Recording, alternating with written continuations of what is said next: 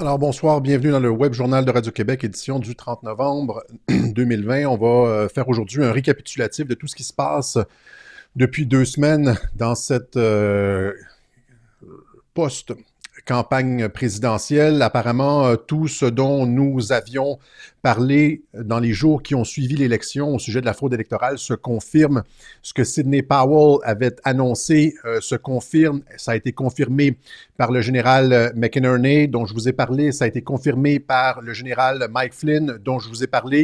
Et il y a toutes sortes de choses qui se passent. Il y a notamment Roger Stones qui a mis en cause Bill Gates dans la fraude électorale. Encore une fois, on vous en avait parlé il y a à peu près 2 semaines avec le logiciel Election Guard. Après les menaces hier soir ou avant-hier soir, je pense, de Rudy Giuliani à l'endroit de Joe Biden qui lui a dit « On a toutes les preuves. Tu ne mérites pas d'être à la Maison-Blanche. Tu vas te retrouver en prison. » Le lendemain, hier, Joe Biden se casse le pied et commence à se promener avec un plâtre orthopédique. Là. On va venir là-dessus un petit peu plus tard sur tout ça, comme d'ailleurs John McCain et Hillary Clinton. On sait que c'est censé être une théorie de la conspiration, sauf que ça arrive à un bien étrange moment pour Joe Biden. Alors voilà, donc... Flynn et McInerney, 2 entrevues béton qui sont tombées dans les derniers jours. On va faire le tour rapidement. Je sais que plusieurs d'entre vous ont déjà entendu les entrevues. J'ai les faits saillants de ces entrevues-là, notamment l'entrevue du général McInerney, dont je vous avais parlé il y a 2 semaines. Je vous montre le clip d'il y a 2 semaines quand je vous parlais de McInerney. McInerney qui était sorti 2 jours avant l'élection en disant... ils vont utiliser les machines Dominion, ils vont utiliser le logiciel Smartmatic. C'est un coup d'État. La fraude ils vont commettre une fraude énorme. Et tout ça montrait que l'armée était au courant de la fraude qui s'en venait. Je vous fais écouter le clip de Radio-Québec d'il y a 2 semaines. Après ça, on va rentrer dans le vif du sujet avec le raid sur les serveurs en Allemagne. Alors, il y a, comme je l'ai dit, Sidney Powell qui a affirmé de façon très, très claire à au moins 2 émissions, à au moins, à 2 moments différents, le fait d'avoir des preuves de cette fraude électorale à travers la manipulation des machines de vote. Il y a aussi le lieutenant général Tom McInerney qui a affirmé la même chose, un audio du lieutenant général Tom McInerney, qui explique aussi le vol de tout ça. Dans une entrevue qui a été donnée, je pense, le 2 novembre, il dit ils vont utiliser ces programmes-là. Ce sont ces programmes-là qui sont utilisés dans plusieurs États. Et ces programmes-là ce sont des programmes de la CIA pour voler des votes. Alors, il avertit, je veux dire, c'est pas n'importe qui, là, vous comprenez? C'est des personnes officielles, là, dans Thomas McInerney. It's a retired United States Air Force Lieutenant General who served in top military position under Secretary of Defense and Vice President of the United States. Okay? Voilà, donc je vous en avais parlé il y a 2 semaines. On comprend maintenant avec l'entrevue de Mike Flynn que McInerney est un ami de Flynn. Et ce que McInerney dit, entre autres, c'est qu'il y a effectivement eu un raid sur les serveurs de la CIA en Allemagne, qu'il y a eu des morts dans ce raid-là, des forces spéciales sont mortes dans le raid pour aller chercher les informations qui ont trait à la fraude électorale, c'est-à-dire que tout ça était comme piloté par la CIA, je vous l'ai dit. Là, j'ai vu des clips de personnes qui disent Alexis a dit que la CIA avait été démantelée. Non, j'ai pas dit que la CIA avait été démantelée. C'est-à-dire que c'est le coup fatal pour la CIA pour pouvoir obtenir la légitimité pour la démanteler. Et ce qu'on voit, c'est que justement, l'endroit où ils ont fait le raid en Allemagne, ça a été révélé par Wikileaks. Si vous avez suivi un peu, tout le monde parle de Julian Assange, etc., mais on ne va jamais regarder ce que Julian Assange a rendu public. Ce que Julian Assange a rendu public en 2017, c'est le fameux Vault 7. ça ici, Wikileaks Vault 7. Et qu'est-ce qu'on a dans Vault 7? C'est précisément tous les outils de cyberpiratage de la CIA.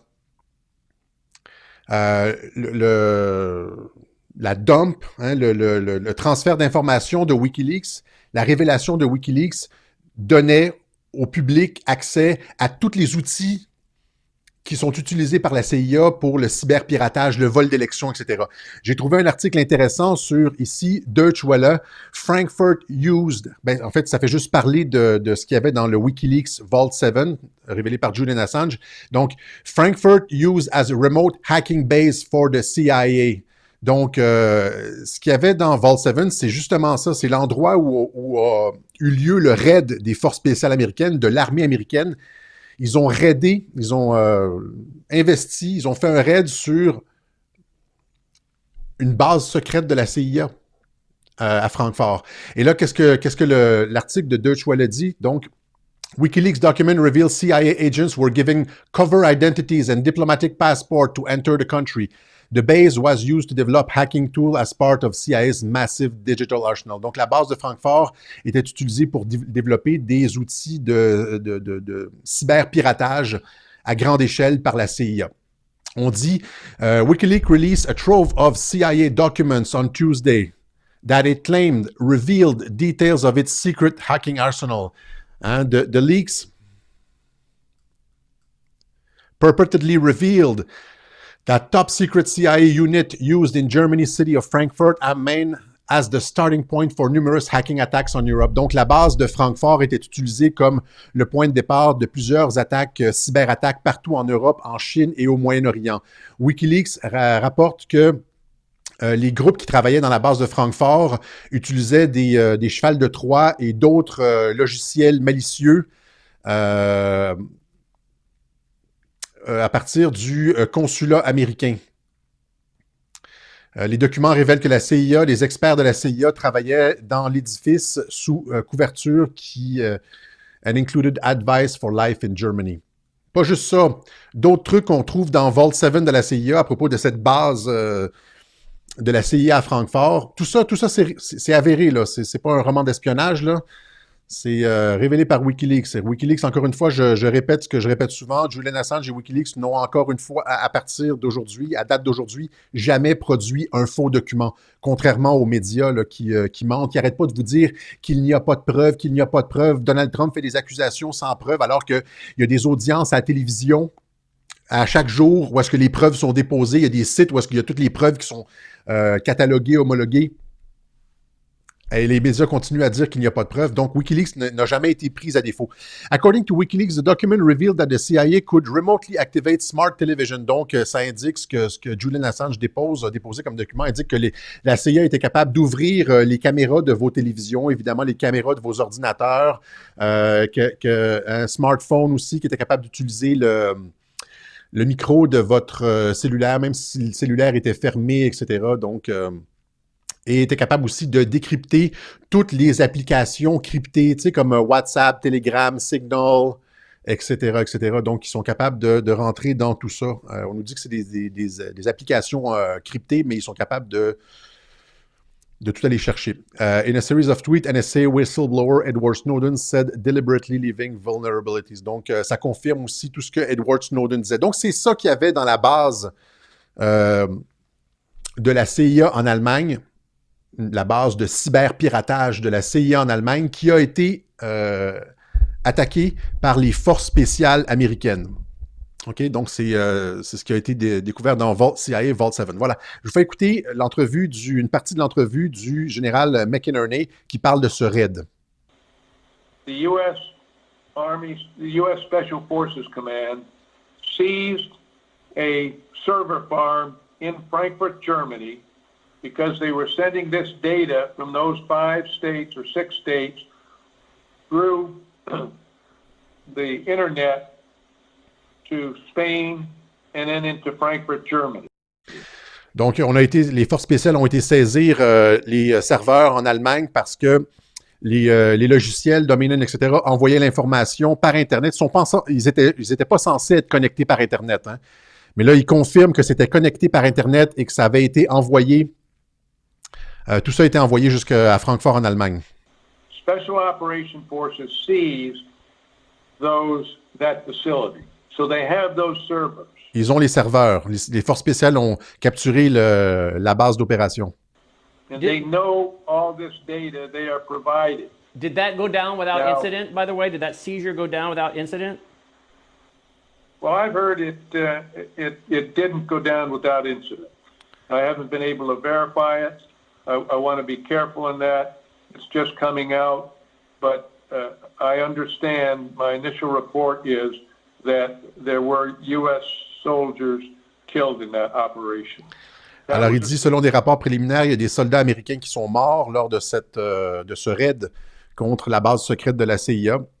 Et je veux dire, le département de la Défense a annoncé qu'il y avait 5 soldats américains qui étaient morts dans un crash d'hélicoptère en Égypte. Et selon beaucoup de personnes sur Internet, ce serait en fait ceux qui ont participé au raid en Allemagne. Alors, si c'est réellement le cas, si ce sont ceux qui sont morts dans le raid en Allemagne, on les salue. Voilà, alors c'est un peu le thème, je veux dire, le genre d'opération qu'on a vu dans le film Bourne Identity. Je ne sais pas si vous vous rappelez ce film, justement, des bases secrètes de la CIA un peu partout dans le monde avec des serveurs et des trucs comme ça. Et c'est exactement ce que les forces spéciales américaines sont allées chercher. Là, maintenant, ce que ça permet de faire, c'est justement c'est de montrer la trahison de la CIA, parce que la CIA était impliquée là-dedans jusqu'au cou, et permettre le démantèlement graduel de la CIA, parce qu'elle a été... Là, on parle de trahison. La CIA est impliquée dans de la haute trahison. Rappelez-vous, là, le général McInerney nous dit qu'il y a eu du transfert d'informations des machines électorales américaines vers l'Allemagne. Chris Krebs, vous en avez parlé il y a 2 semaines, là, Chris Krebs nous assurait que l'élection avait été sécurisée, qu'il n'y avait pas eu de connexion avec Internet sur les machines. Or, on apprend aujourd'hui, lors des témoignages qui ont lieu en Arizona pour la fraude électorale, un témoin expert vient témoigner et dire qu'il a été témoin de cette connexion-là, Internet, qui laissait les machines ouvertes et vulnérables à la fraude électorale. Je vous fais écouter ce que cette personne-là a dit aujourd'hui. Il confirme que les machines étaient connectées à Internet et qu'ils ont permis la fraude. When we're talking about, it was Mr. Krebs? Is that correct? Correct. Okay. Donc, on parle de Chris Krebs, celui qui était censé garantir la sécurité électorale. He stated the most secure election in history. He stated we're not connected to the internet. Donc, Chris Krebs a dit que c'était l'élection la plus sécuritaire de l'histoire, que les machines n'étaient pas connectées avec Internet. Stated no votes leave this country. This is all things he's stated publicly. So are you, Donc, il a dit tout ça publiquement. Website, correct. right. So are you willing to say under oath that you have seen the connection to the internet? You have seen it go offshore to Germany, Frankfurt. Are these things that... Donc, vous êtes prêt à dire sous serment que vous avez vu la connexion, que vous avez vu les données de la soirée électorale partir jusqu'à Francfort en Allemagne dans cette base de la CIA? you've personally seen and can say that is not true? Our white hat hackers, yes, they have that traffic in the past. Nos spécialistes en informatique du département de la Défense ont cette information, oui. Oui, ils ont le serveur. So why would he make that kind of comment, do you think? Either Alors pourquoi Chris Krebs, qui est un ancien employé de Microsoft et de Bill Gates, hein, pourquoi est-ce que Chris Krebs ferait de tels commentaires? Pourquoi il dirait que ça a été sécurisé? not knowing, believing the myth, or not wanting the truth to be known. Donc, parce qu'il y croyait, parce qu'il ne savait pas, parce qu'il croyait le mythe qu'il n'y avait pas eu de fraude, parce qu'il n'était pas au courant, ou bien parce que, il le dit à la fin, il ne voulait pas que la vérité sorte. Voilà. Alors, tout ça, le général McInerney, donc tout ça est confirmé par des généraux de l'intelligence militaire. Ça a été confirmé par Mike Flynn. Le général McInerney, c'est confirmé en audience. Ça a été mis de l'avant par Sidney Powell. Je vous montre ici... où est-ce que j'ai mis ça? Justement, ben, cette affirmation... là, on parle de Chris Krebs, qui travaillait pour Microsoft. Je vous en avais parlé aussi de Chris Krebs et de cette... qui était censé garantir la sécurité de l'élection, là. Et je me rappelais pas son nom. Et eh bien là, je vous avais parlé d'Election Guard. J'avais fait la connexion Chris Krebs, Microsoft, Election Guard. Et bien là, il y a Roger Stone qui vient d'impliquer Election Guard et Bill Gates dans la fraude électorale. Je vous fais en premier écouter ce que je disais sur Chris Krebs et Election Guard. C'est un petit segment. Ben, il travaillait pour Microsoft. Et Microsoft qui travaillait aussi avec Dominion, Voting Machines, Voting System et Smartmatics pour garantir la sécurité du vote. Hein. Microsoft de Bill Gates qui se lançait dans la protection du vote. What is Election Guard? Alors, vous voyez les connexions. Ce que Trump a fait, c'est qu'il a laissé en place ces gens-là. Et l'opération, parce que si l'objectif, c'était de faire en sorte que les démocrates fraudent pour pouvoir montrer au public la fraude, discréditer le Parti démocrate et instaurer un système d'identité de l'électeur pour les élections à venir afin de sécuriser les élections pour les décennies à venir. Vous comprenez? Voilà. Donc, là, ici, c'est ça. Donc, Election Guard, Microsoft, la connexion, c'est maintenant Roger Stone qui l'a fait. Roger Stone, c'est un ami du président. Il a été accusé par l'enquête Mueller, comme beaucoup de personnes. Il a été impliqué dans des communications avec Wikileaks lors de la présidentielle de 2016. Finalement, Trump lui a donné un pardon parce que c'était des accusations, comme General Flynn, des accusations abusives de la part de Robert Mueller, qui n'était pas en lien avec l'enquête. Alors, ici, je fais écouter le clip de Roger Stone où est-ce qu'il met en cause nul autre que Dr. Doom, Bill Gates. Roger Stone. All of the controversy regarding Dominion voting systems is but the tip of the iceberg. Here's the real villain. Donc, toutes ces histoires de machines de vote Dominion, ce n'est que la pointe de l'iceberg. Voici le fond des choses. Other than Bill Gates and Microsoft. You see, Microsoft designed a software called Election Guard that's being used by Dominion as well. Alors, Microsoft a créé un logiciel qui s'appelle Election Guard, qui est utilisé par notamment Dominion. As election services, Hart Intercivic, Clean Ballot, Election Systems and Hardware, B-Pro, and Smartmatic. In other words, 100% of the voting machines and voting systems in this country are using the same software that Dominion has been caught using to switch votes. Donc, il dit que 100% des machines de vote aux États-Unis utilisent le même logiciel qui a été utilisé par Dominion pour switcher des votes, pour faire flipper des votes. The denial by the mainstream media that there's any evidence whatsoever is ludicrous. The evidence is overwhelming and compelling. Whether Sidney Powell, a fine attorney who isn't given to making claims she can't back up in court, can bring a case without the cooperation of the Central Intelligence Agency and the FBI to come clean remains to be seen. Voilà. Donc, Roger Stone qui met en cause Bill Gates, qu'on voit ici avec le président de Smartmatics, Antonio Mujica, je ne sais pas trop c'est quoi son nom, le président de Smartmatics, hein, il s'intéressait... Pourquoi Bill Gates s'intéresse? Il s'intéresse à tout, hein, je veux dire, aux vaccins, à la sécurité électorale, etc. Donc, our CEO introduced Bill Gates to Smartmatics' effort to improve elections around the world. Voilà. Alors, Stone affirme qu'il a des preuves de l'implication de Gates dans la fraude électorale. Voilà. Maintenant, un mot rapide sur l'entrevue que Mike Flynn, l'entrevue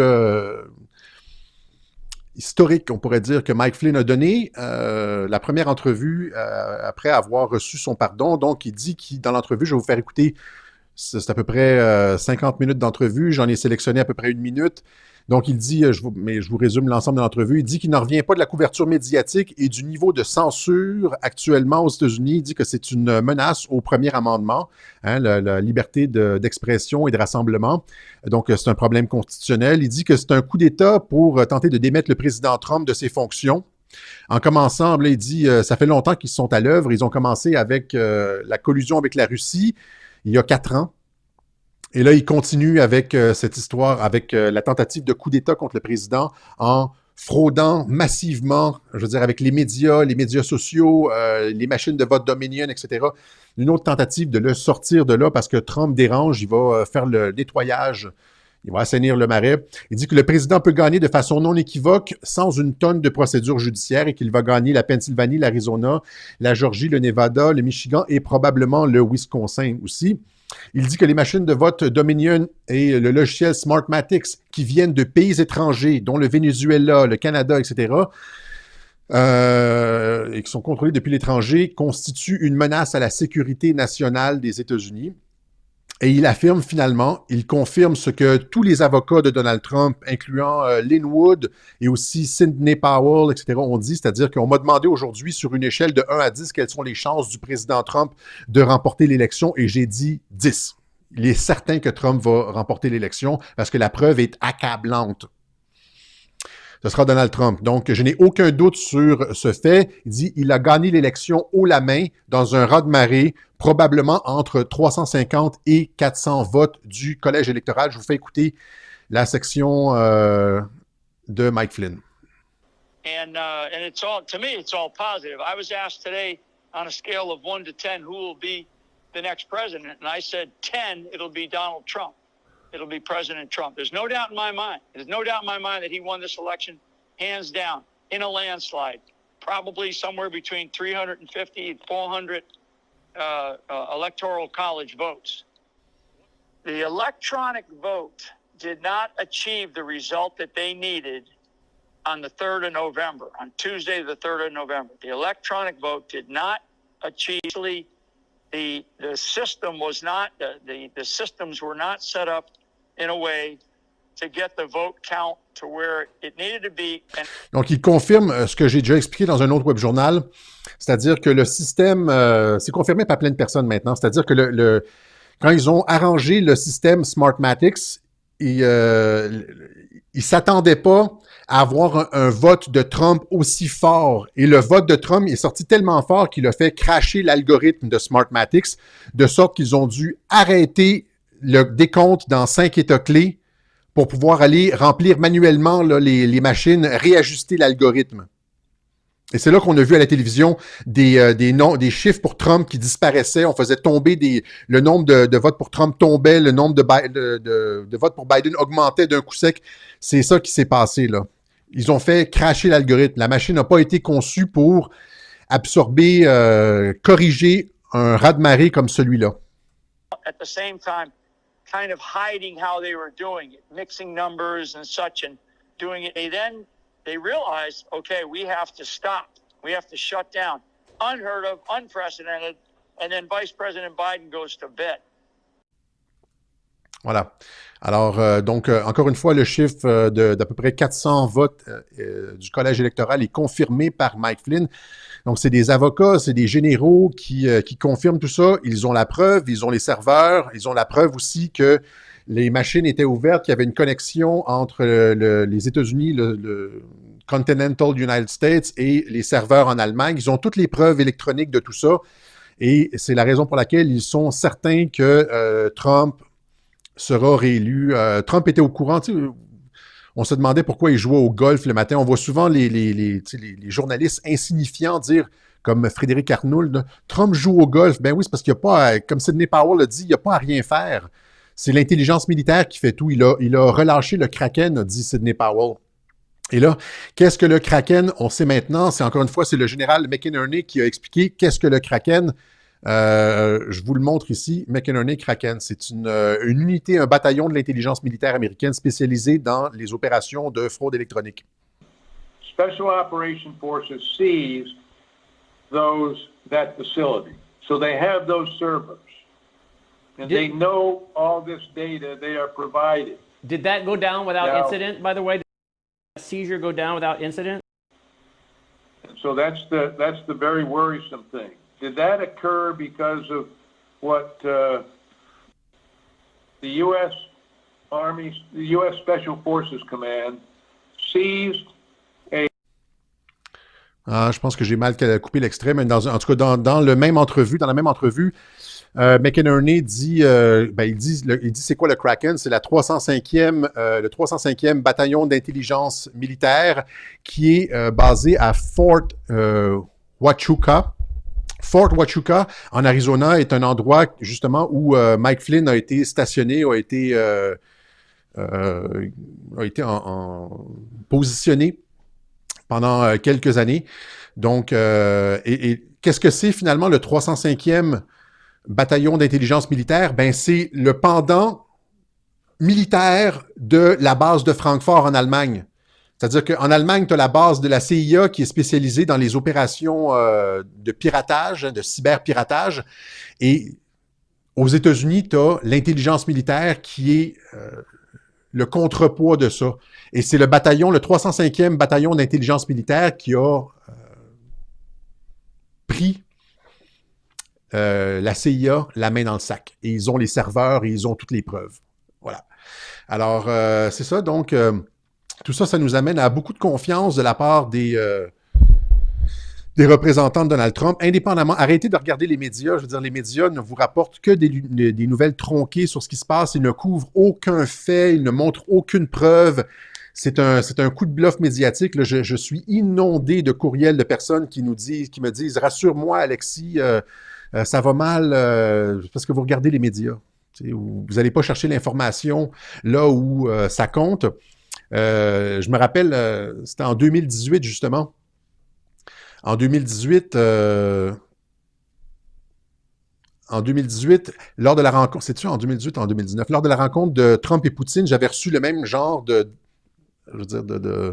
j'avais été inondé de messages de gens qui disaient, parce que les médias disaient c'est de la trahison, Trump a trahi, il a été rencontré Poutine, il n'écoute pas les agences de renseignement, etc. Là, j'avais été obligé de calmer des feux. Je suis obligé de calmer des feux à intervalles réguliers. Et là, c'est encore une fois la même chose. Ça a l'air, les médias vous font croire que Trump a perdu, mais c'est pas le cas du tout. Ils sont extrêmement confiants et ils ont toutes les preuves. Je vous donne un peu le ton des avocats de Donald Trump. Parce que là, ce qui se passe, c'est qu'il y a des gouverneurs qui sont censés être des républicains qui certifient quand même l'élection. Là, tout le monde dit « ça va mal, ça va mal ». Non, ça va pas mal. L'objectif, c'est de les faire sortir.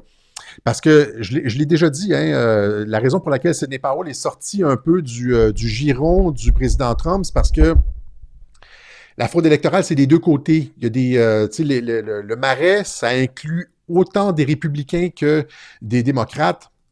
C'est gigantesque là, ce qui est en train de se passer, c'est-à-dire que des gouverneurs républicains qui sont anti-Trump, là, qui certifient une élection frauduleuse. Ces gens-là, évidemment, vont être passibles de trahison, mais il fallait les faire sortir. Il fallait qu'ils se compromettent.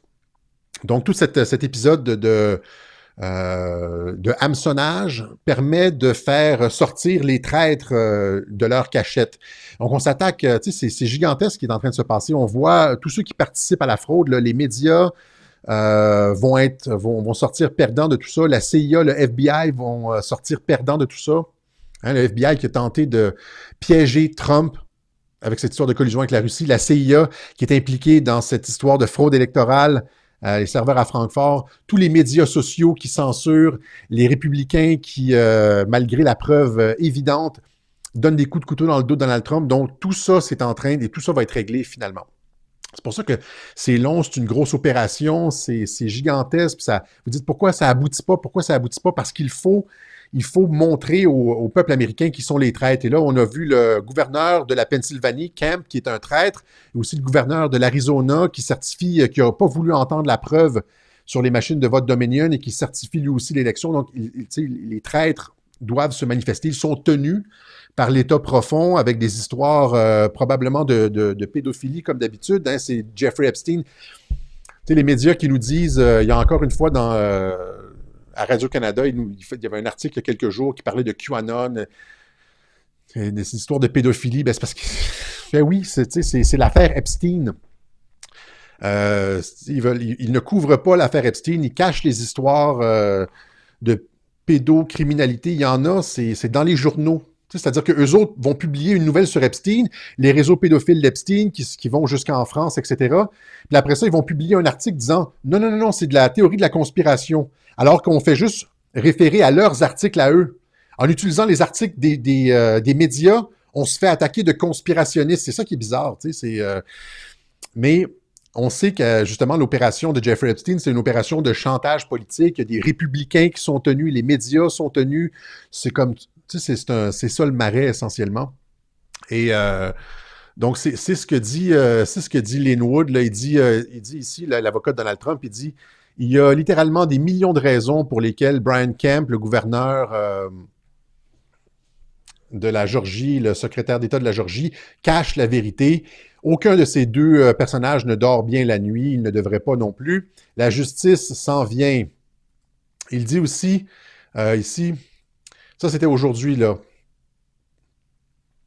Est-ce que quelqu'un a entendu ou a obtenu des informations supplémentaires au sujet du juge, du John Roberts, qui a été identifié dans l'avion de Jeffrey Epstein? Ça, c'est ici. Donc, dans le carnet de vol de l'avion Jeffrey Epstein, il y a un John Roberts. On ne sait pas si c'est le juge de la Cour suprême John Roberts ou si c'est un autre John Roberts. Ce qu'on sait cependant, c'est que John Roberts, l'été dernier, comme beaucoup de ses collègues, John Roberts a été hospitalisé le mois dernier après une blessure à la tête en tombant. Hein? On le voit ici avec son œil au beurre noir. Hein? Et là, on nous apprend, le Daily Mail nous apprend que il y a cette conspiration, cette théorie de la conspiration bizarre qui prétend que plusieurs célébrités, des artistes, incluant le pape et des membres de la famille royale britannique, ont été, frappés sur l'œil gauche et que c'est un code secret Illuminati. C'est juste qu'il y en a effectivement beaucoup. Indépendamment de si c'est vrai ou non, là, je veux dire, il y en a énormément qui sont arrivés. Là, c'est John Roberts, le juge de la Cour suprême, qui vote toujours, même si c'est un républicain, c'est censé être un conservateur, un républicain, qui vote toujours contre, les intérêts de Donald Trump. Il y a ici Harry Reid, lui aussi une créature du Marais. C'est drôle, c'est toutes des créatures du Marais. Tulsi Gabbard, par exemple, du Parti démocrate, elle n'a pas l'œil au beurre noir. Mais toutes les créatures du Marais, les mondialistes les plus finis, se retrouvent avec un œil au beurre noir du côté gauche, donc George Bush, le pape, hein, le prince Philippe. Il y a littéralement des dizaines, potentiellement même des centaines, des artistes, etc., qui se retrouvent avec cet œil au beurre noir. Je veux dire, quelles sont les chances? C'est quoi statistiquement parlant la possibilité que autant de politiciens ou d'artistes se retrouvent avec une blessure comme ça. Donc, c'est intéressant. Donc, c'est ça, il dit, ça, c'était aujourd'hui. C'est Lynn Wood, l'avocat de Donald Trump, qui disait aujourd'hui, c'est une menace, en fait. Vous comprenez? C'est-à-dire, est-ce qu'on a plus d'informations sur le John Roberts qui s'est trouvé dans l'avion de Jeffrey Epstein? C'est dans le genre, John Roberts, on sait que tu y es allé. Fais attention à ce que tu dis. Ici, il y a aussi un autre truc. Ici, on dit... Donc, il confirmait, donc, ici, ce dont je vous ai parlé, c'est-à-dire que il répondait à un tweet qui disait les machines Dominion et le logiciel Smartmatics étaient connectés à l'Internet toute la nuit de l'élection, c'est-à-dire de novembre 3 à novembre 4. Ceci est de la trahison. Et là, Lynn Wood qui répond « Someone remind me what is the punishment for treason? » Alors, rappelez-moi quelle est la peine pour trahison, c'est la mort. Alors, des gens qui, tu sais, c'est genre, vous seriez mieux de commencer à parler parce que la peine pour ce que vous avez fait, c'est, je veux dire, la sentence pour ce que vous avez fait, c'est la peine de mort. OK? Alors, ça joue très dur aux États-Unis. Il y a des gens qui cachent des choses et qui doivent savoir que s'ils continuent à cacher des choses comme ça, c'est la peine de mort. Hein? C'est haute trahison. D'autant plus qu'ils ont toutes les preuves. Et là, il y a Rudy Giuliani qui est sorti encore une fois, avant-hier soir, pour dire à Joe Biden, attention, mon gars, tu t'en vas pas à la Maison-Blanche, tu t'en vas en prison. Et il faisait, en ce sens, écho à ce que Sidney Powell avait dit. Je n'ai pas trouvé le tweet de Sidney Powell qui disait « Joe Biden ferait mieux de concéder la victoire à Trump immédiatement parce que s'il continue, il va se retrouver en prison pour complicité de trahison. » là. Parce qu'ils ont toutes les preuves. Et Joe Biden semble avoir compris. Là. On y arrive. Donc, je vous fais écouter le clip de Giuliani. Il va avec des mots très durs. C'est une menace directement à Joe Biden. Il dit, on a toutes les informations sur toi. T'es mieux de concéder parce que tu t'en vas en prison. Proof? New York Times? You want proof? Twitter? You want proof? Facebook? You want proof? You corrupt, lying, whatever you are? Here's the proof. I didn't write it. Russians didn't write it. And I didn't get the 30 million. Your prince got it. The Prince of Darkness, Joe Biden. Donc, il appelle Joe Biden le prince des ténèbres. Et dans les minutes qui suivent, il explique qu'il a détruit son fils. Il a demandé à son fils d'être l'intermédiaire pour toutes les transactions frauduleuses, l'argent qu'il recevait en rétrocommission. Et il a dit essentiellement que tu as aggravé le problème d'addiction de ton fils. Il est devenu une épave droguée parce que tu as sacrifié ton fils pour faire tes saloperies. The guy who used his son, a drug addict, to be his bag man. Why do you think his son lost his teeth at 40 years old? He becomes a degenerate drug addict. You couldn't find some bum in Washington to do this for you? You had to use your son and ruin his life? And you want to be president of our country? My goodness, you should check in to the local federal prison and start doing your time. That's where you belong, not in the White House. You used your family to pick up your bribes, hide your bribes, live the life of a billionaire. Donc, c'est un avocat qui dit ça. OK? Encore une fois, c'est un avocat. Les avocats de Trump sont très durs et s'avancent très, très, très, très loin. Il n'y a personne, notamment... je veux dire, ils ont pas peur de se faire poursuivre, vous comprenez? C'est-à-dire que s'ils font des affirmations comme ça sans preuve, ils pourraient perdre leur licence de droit, se faire poursuivre en diffamation. Or, ils affirment avoir toutes les preuves et s'avancent, je veux dire, avec toute l'assurance du monde. Que ce soit Roger Stone contre Bill Gates et Election Guard, que ce soit Rudy Giuliani contre Joe Biden qui dit « tu vas finir en prison ». Et là, est-ce que Joe Biden a compris le message? Parce qu'on a appris hier que Joe Biden s'était foulé le pied, ou cassé le pied en jouant avec son chien. Ceux qui connaissent les messages un peu codés, là, le langage des oiseaux, on pourrait dire, savent qu'à chaque fois qu'on mentionne chien, il y a comme un double sens. OK? Je n'expliquerai pas ça ici, sur Twitter notamment, et dans les communications de l'État profond. Donc, quelles sont les chances là, que Joe Biden se casse le pied et qu'il doive dorénavant porter... ben ça, c'est un plâtre orthopédique, là, un plâtre médical, comme Chelsea Clinton, comme John McCain et Hillary Clinton, comme la représentante démocrate Spire. Voilà. Quelles sont les chances que cela se produise? Vous comprenez? Est-ce que c'est une façon de... Il y a beaucoup de personnes qui disent que c'est une façon de... C'est comme ce qu'on appelle un ankle monitor.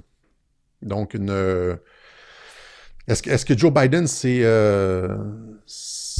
sur le bord de concéder et qu'il est sur le point de se faire accuser par le ministère de la Justice, dont on nous dit qu'il n'opère pas?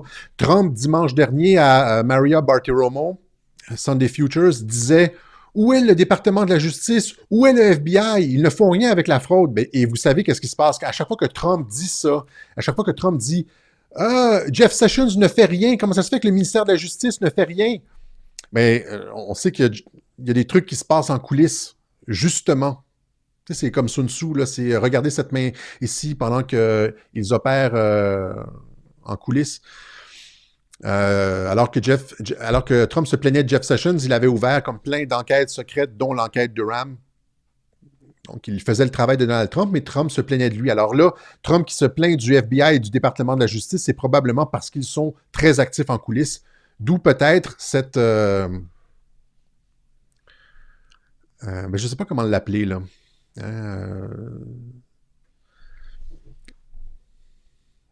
Cette histoire de Joe Biden qui porte quelque chose à la cheville. OK? Est-ce que j'avais autre chose ici? Non, je pense que c'est ça. Ah oui, c'est ça, le truc de Maria Bartiromo, justement, où est-ce que Trump se plaint du FBI dimanche matin dernier, hier. Where is the DOJ and the FBI in all of this, Mr. President? You have laid out some serious charges here. Shouldn't this be something that the FBI is investigating?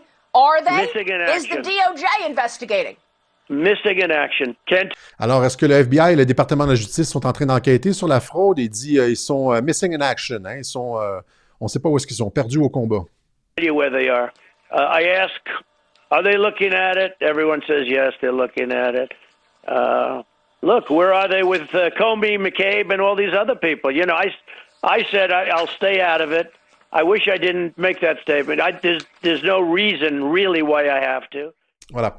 Donc, c'est ça qui se passe. Il semble y avoir une preuve accablante.